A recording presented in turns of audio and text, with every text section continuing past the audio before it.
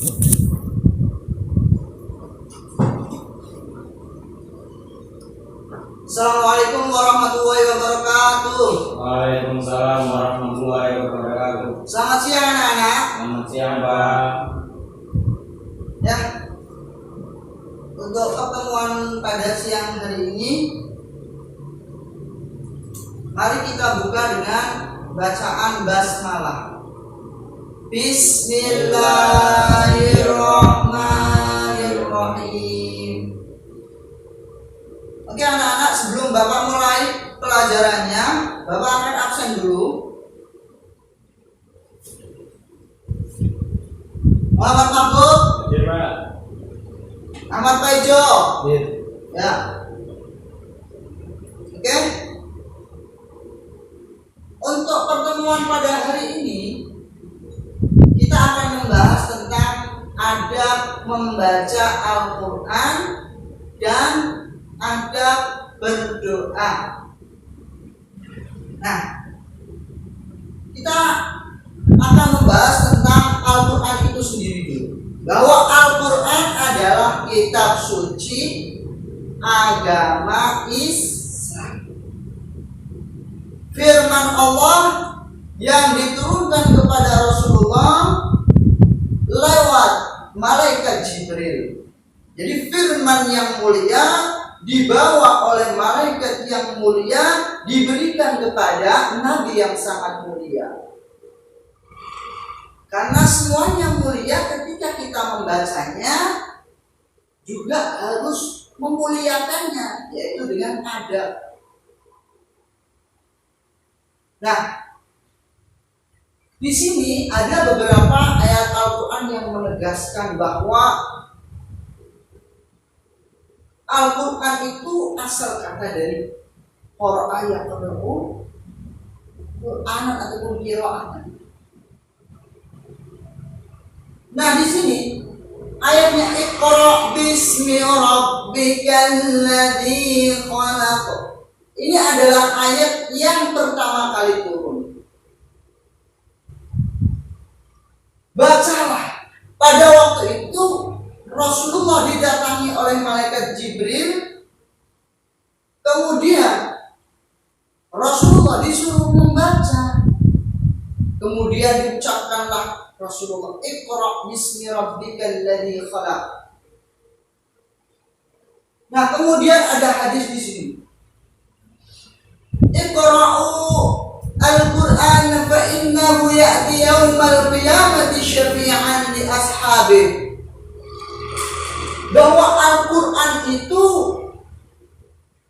ia datang di hari kiamat sebagai syafaat, penolong bagi pemiliknya ataupun yang sering membaca Al-Quran. Nah, jika kita sering-sering membaca Al-Quran, maka Al-Quran itu akan menjadi syafaat kita nanti di yaumil qiyamah. Tetapi ketika membaca Al-Quran harus dengan adab. Karena ada yang mengatakan dalam sudah hadis, Al-Qur'anu hujjatul laka au 'alaika. Maksudnya apa? Al-Quran itu bisa saja menjunjung kamu, mengangkat kamu, memasukkan kamu ke dalam surganya Allah, tetapi Al-Quran juga bisa menjerumuskanmu ke dalam api neraka. Jika kamu dengan adab, memenuhi adab membaca Al-Quran, mengamalkannya dengan baik, menggunakannya dengan baik, maka itu bisa membawa kalian ke dalam surganya Allah. Tetapi jika tidak memenuhi hak-haknya, tidak menggunakan dengan baik, maka hujjatul laka au 'alaika, bisa jadi menjerumuskan ke api neraka. Nah, apa sih adab-adab ketika kita membaca Al-Quran? Di sini kita akan membahas. Nah, adab membaca Al-Quran di sini yang pertama adalah orang yang membacanya berwudu, tenang, kalau bisa menghadap kiblat. Dalam Al-Quran sendiri dijelaskan, la yamassuhu illal mutahharun. Jangan pernah pegang Al-Quran kecuali dalam keadaan suci. Suci itu adalah maknanya berwudu. Itu dalilnya. Kemudian menggunakan bacaan dengan cara murattal. Jadi dalilnya ada warattilil Qur'ana tartila. Ketika membaca Al-Quran itu kalau bisa dengan murattal, dengan baik, dengan indah, dengan hak-haknya.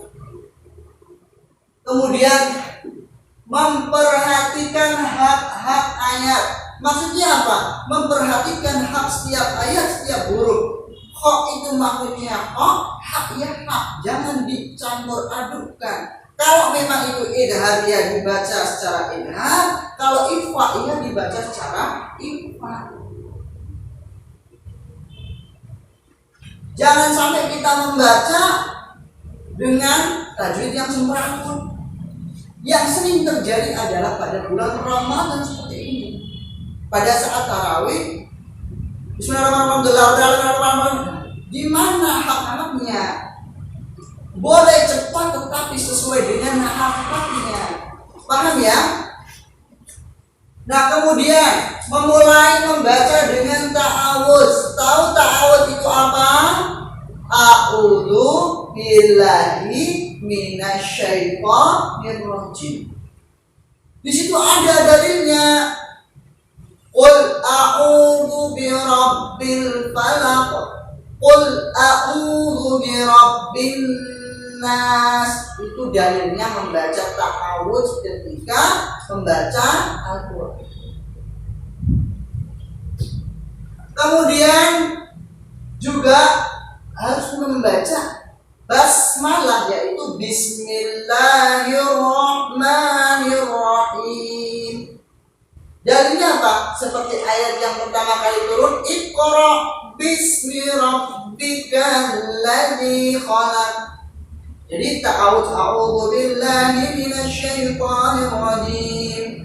Bismillahirrahmanirrahim. Kemudian ayat Al-Qur'an. Yang terakhir membaca dengan suara merdu dan berurutan. Jadi kalau membaca Al-Quran, bacalah dengan suara merdu sesuai dengan kemampuan masing-masing. Jangan sampai kita membaca Al-Quran kayak orang jengkel. Alhamdulillah, jangan sampai. Alhamdulillahi rabbil alamin, Ar-Rahmanir-Rahim. Biar orang yang mendengarkan itu enak. Dan berurutan, jangan sampai Alhamdulillahi rabbil alamin, ghairil maghdubi alaihim waladdallin, iyyaka na'budu. Jangan sampai nanti menghancurkan konteks daripada Al-Quran itu sendiri dan menghancurkan makna-maknanya. Paham anak-anak? Oke. Kemudian kita akan membahas tentang adab berdoa. Nah, berdoa ini adalah da'ayat da'watan. Berdoa itu meminta, mengharap. Ketika kita meminta, sebagaimana kita sering meminta kepada orang tua kita, juga dengan adab, dengan cara yang baik. Coba kalian minta uang pada orang tua kalian dengan cara meminta. Bu, minta uangnya cepat. Gak mungkin dikasihnya gak? Tetapi bu, minta uang sakunya 12. Nah itu secara logika aja kita bisa paham. Ketika kita meminta dengan cara yang baik, insya Allah akan dikabulkan. Nah ini kita meminta kepada Allah, pada Tuhan kita yang menciptakan kita. Sang orang tua kita aja memuliakan, apalagi dengan Allah yang menciptakan. Jadi kita harus dengan penuh adab. Nah di sini ada beberapa adabnya. Nah di sini Berdoa ada pada waktu yang sangat makbul, yaitu diantaranya di hari Jumat, di antara khutbah 1 dan 2. Kemudian di hari Arafah, di sini juga di antara azan dan iqamah. Nah, ketika kita meminta ataupun berdoa, kita seharusnya diusahakan untuk tunduk dan khusyuk, minta sama Allah, ya Allah berikanlah. Kita sebagai muslim harus sering berdoa, karena doa umumul ibadah. Doa itu adalah esensi daripada semua ibadah. Kita selalu meminta kepada Allah, Allah pasti akan mengabulkannya. Ud'uni astajib lakum. Berdoalah, memintalah kepada aku Allah, pasti aku Allah memberikan kabul kepada doa kalian. Selalu. Pak, tapi saya dari dulu sering minta doa tetapi tidak dikabulkan. Nah, mungkin caranya, karena pada kitab Arba'in Nawawi hadis yang nomor 10 itu ada sebuah cerita. Diterangkan singkatnya itu, ada seorang minta, ya Rabbi, ya Rabbi, ya Rabbi, meminta kepada Allah. Tetapi Allah mengatakan, bagaimana saya akan mengabulkan doa orang itu ketika orang itu minumannya haram, makanannya haram, pakaiannya haram. Nah, dari sini kita bisa paham bahwa doa yang kita panjatkan kepada Allah Subhanahu wa taala pasti dikabulkan. Akan tetapi jika pakaian kita, makanan kita, minuman kita masih haram, nah itu bisa menjadi penghalang. Nah, ketika doa kita selalu panjatkan tapi belum dikabulkan, Allah selalu mengabulkan doa kita sesuai dengan kebutuhan, bukan apa yang kita inginkan. Oke? Itu saja anak-anak, bahwa adab berdoa, kita selalu berdoa kepada Allah. Kalau Ustadz kami selalu mengajarkan, kalau berdoa itu tangannya begini, kemudian diletakkan di depan dada, kemudian kita meminta. Jangan terlalu rapat, jangan terlalu renggang. Jadi minta sama Allah, diawali alhamdulillah, kemudian sholawat Nabi Allahumma sholli ala sayyidina Muhammad, kemudian urutannya adalah istighfar ataupun Rabbana zalamna anfusana sampai akhir, kemudian doa. Sebelum ditutup itu, setelah doa sholawat Nabi Allahumma sholli ala sayyidina Muhammad, kemudian walhamdulillahirabbil alamin. Kenapa kok harus dibuka kayak ini? Karena agar kita mendapatkan barokah doa kita sampai ke wajah kita dan sebagainya. Ya, itu saja anak-anak. Mungkin ada pertanyaan? Ya, Pak. Bolehkah kita berdoa untuk mencelakakan orang lain? Bolehkah kita berdoa untuk mencelakakan orang lain? Nah, kalau kita berdoa untuk mencelakakan orang lain, jika Allah tidak ridho dengan doa kamu, maka doa itu akan kembali kepada kamu sendiri. Jika kamu berdoa, muga-muga koncoku kae wudunen, nanti kalau kamu Allah tidak ridho, maka kamu yang wudunen sendiri. Paham ya? Ada pertanyaan lagi? Ada Pak. Tadi di sana ada tulisannya Iqra, Pak. Sedangkan Nabi itu Umi.